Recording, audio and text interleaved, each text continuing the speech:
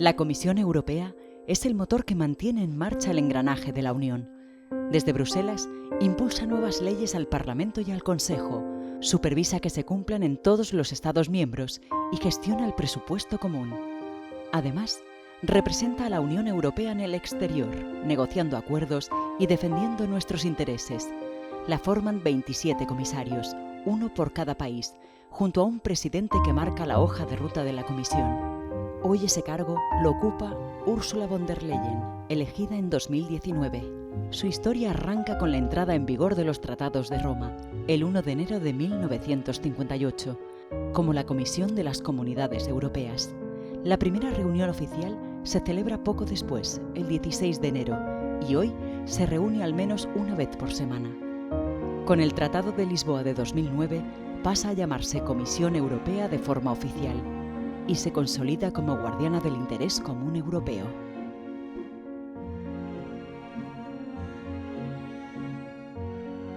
Yo tuve dos experiencias en la Comisión. Una, cuando era joven, un joven economista que salió de España para trabajar en Bruselas en temas europeos. Trabajaba en una oficina que tenía que informar a la España, que eran los últimos años del franquismo.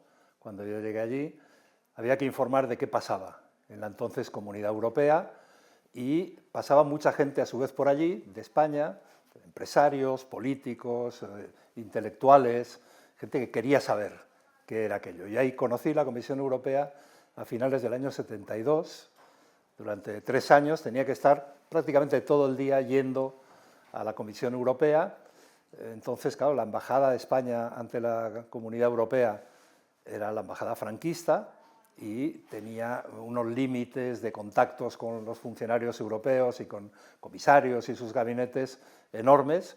Y en la oficina que estaba yo, que era de las cámaras de comercio españolas, no llevábamos la bandera del régimen franquista, no éramos franquistas, y teníamos una experiencia para ver desde dentro dónde nos gustaría estar una vez que España fuese una democracia. Yo llegué de nuevo a la Comisión, aparte de contactos que había tenido en mi responsabilidad política nacional, miembro del Gobierno, del Parlamento, etc. Llegué como comisario para sustituir a Pedro Solbes en abril del 2014, hace ahora más de 10 años ya. Del 2004, perdona, hace más de 20 años. Dejé de ser miembro de la Comisión a final del 2014, hace algo más de 10 años. Entre medias tuve una experiencia fantástica como miembro de la Comisión. Es un puesto muy peculiar en una institución única, que no tiene comparación posible con un gobierno nacional, aunque muchas de las cosas que hace la Comisión son las propias de un gobierno, a escala europea, en relación, en cooperación y en negociaciones con los gobiernos nacionales y con el Parlamento Europeo y con el Parlamento Nacional.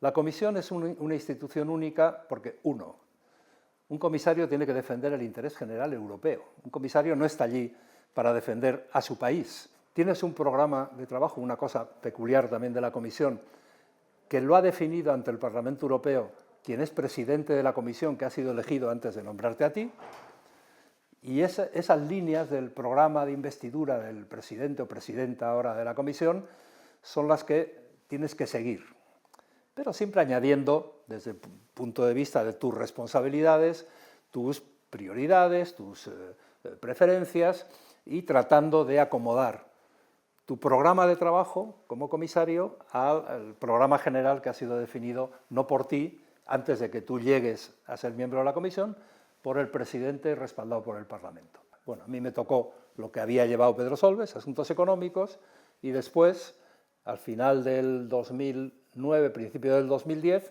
pasé a otra responsabilidad, que era la política de competencia, que ahora precisamente tiene también Teresa Rivera, la actual vicepresidenta económica española, y tú pones tu tarea, pero tienes que recibir el apoyo de tus colegas, de los ahora 27 miembros de la Comisión. Tú eres uno, los otros 26 no pueden ponerte palos en las ruedas continuamente. Entonces es una tarea de negociación continua, primero dentro de la Comisión, y dentro de la Comisión tienes también que saber llevarte bien, negociar con las direcciones generales que dependen de ti, tus funcionarios, que son extraordinariamente competentes, experimentados, pero nunca te puedes dejar mandar por la burocracia europea, la famosa burocracia europea que básicamente está personificada en la Comisión Europea, no solo, pero básicamente en la Comisión. Cuando la gente habla de la burocracia europea, piensa en los funcionarios de la Comisión, pero los comisarios son políticos, y los comisarios tienen que fijar sus objetivos políticos ante sus colegas de la Comisión, con el respaldo siempre del presidente o presidenta, y, por supuesto, dirigir el trabajo de sus funcionarios, que te van a ayudar mucho, pero que no van a decidir por ti, no pueden decidir por ti. La Comisión es un órgano político, pero que siempre tiene que actuar, salvo que lo haga mal, defendiendo el interés general europeo y interpretando cuál es el interés general europeo ante cada una de las cuestiones que tiene que abordar. Después la Comisión tiene el derecho, el monopolio de la iniciativa legislativa.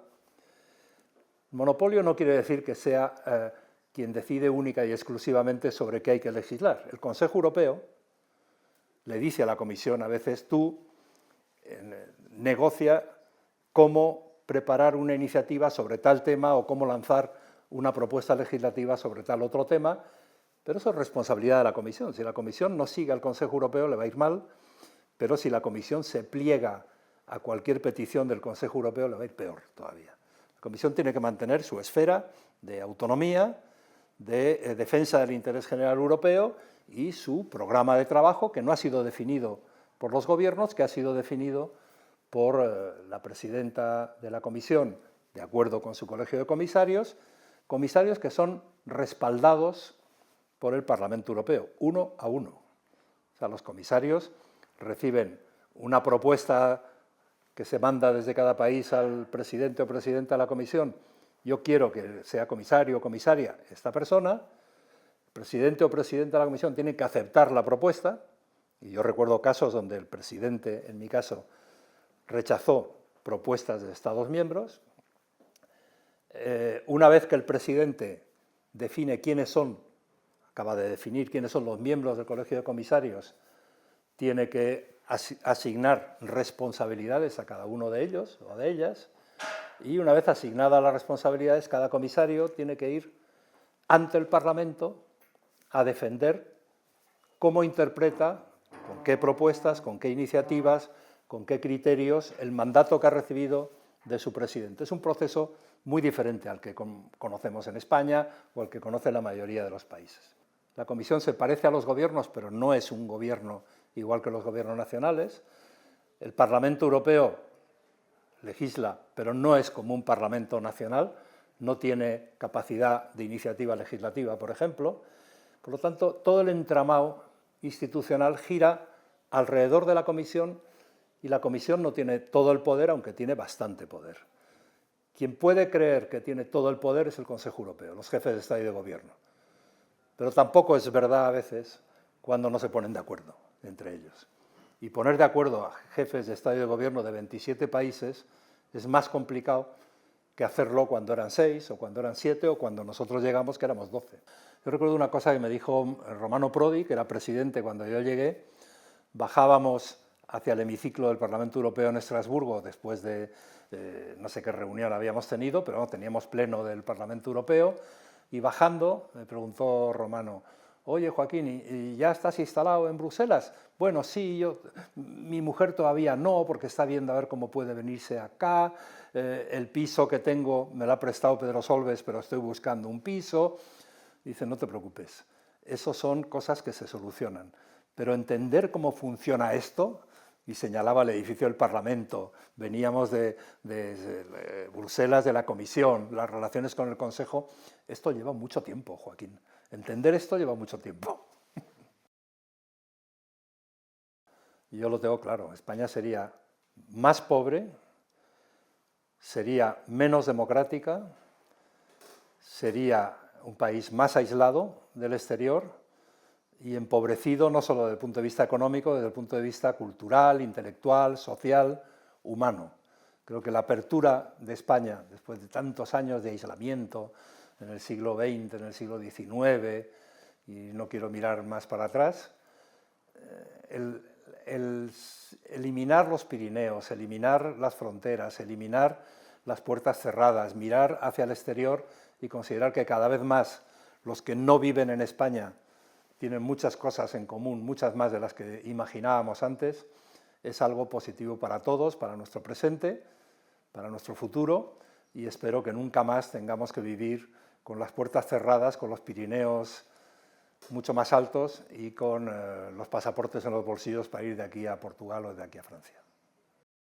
Europa tiene que hacerse mayor, y es verdad. ¿Y qué significa para Europa hacerse mayor en este momento? Uno, saber cómo proteger la seguridad de los europeos, que ya no podemos depender de quien nos la ha protegido, Estados Unidos, porque Trump ha levantado aquellos paraguas de protección y no sabemos si algún día el futuro presidente de Estados Unidos va a abrir otra vez el paraguas.